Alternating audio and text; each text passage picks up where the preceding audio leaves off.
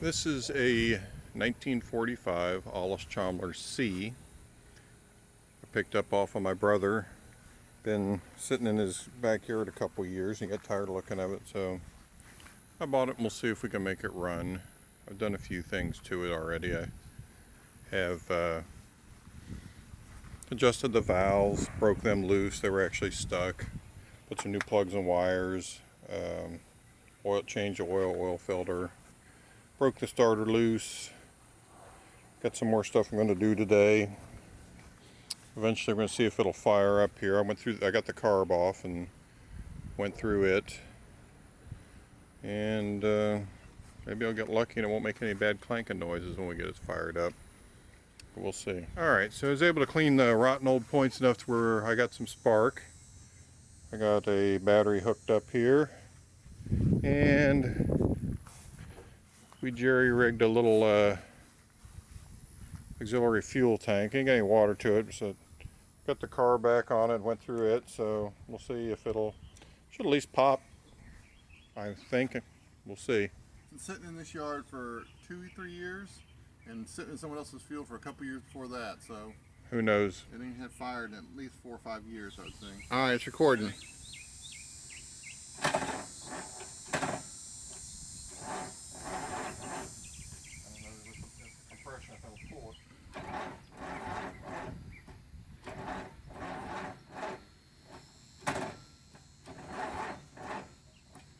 You need to spin a little faster than that, huh? Take two.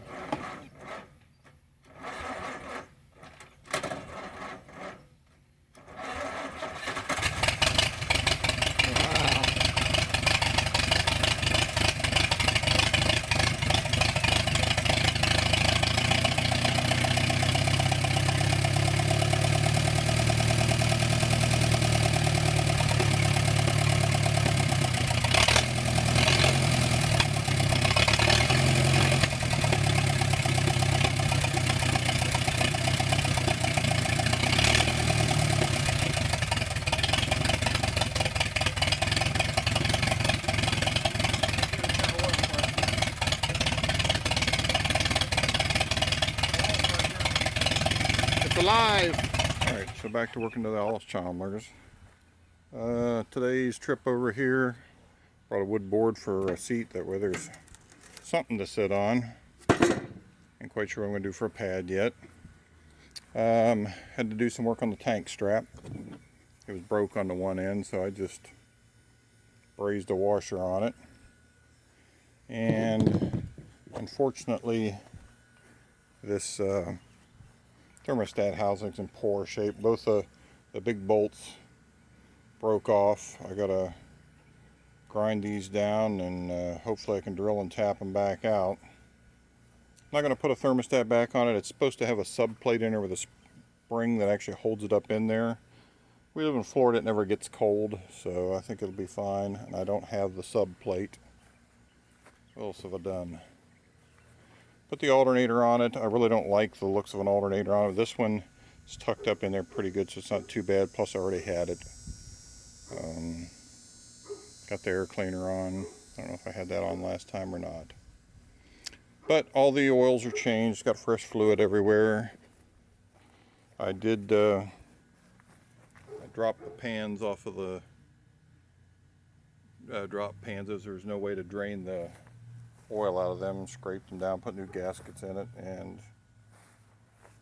filled them full of 90 weight. So hopefully I'm done laying underneath it. We're slowly getting there. Okay, so here we are again.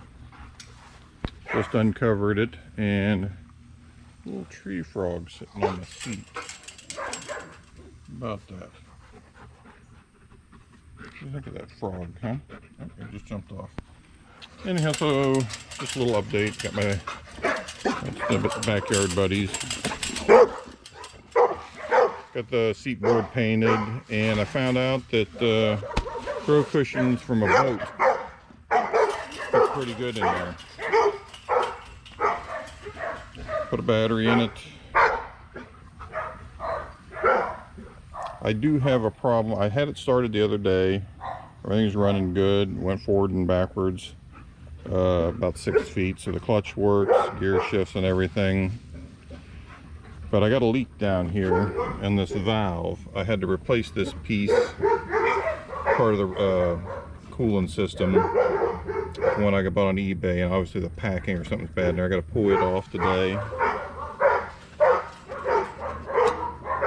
Put a muffler on it. It's a shorty muffler designed for a motorcycle.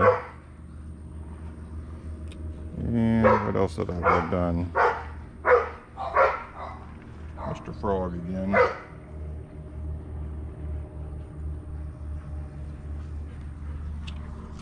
Oh, I got a problem with my little choke lever here hanging up on the tank, so I got to reposition it. Then we're going to take it for a drive around the block. See how it does. I'm going to flush the transmission out, put some fresh oil in it.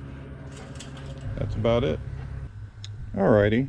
I was able to get this thing fixed, I think. We'll find out here once it comes under pressure. I put an O-ring in there. And got the choke unstuck, where the tank isn't pinching it.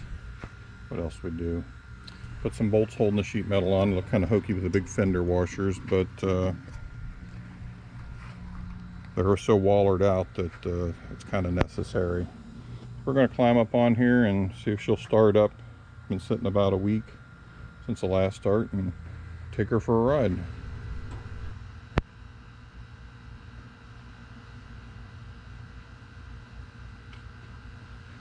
Don't get far like that.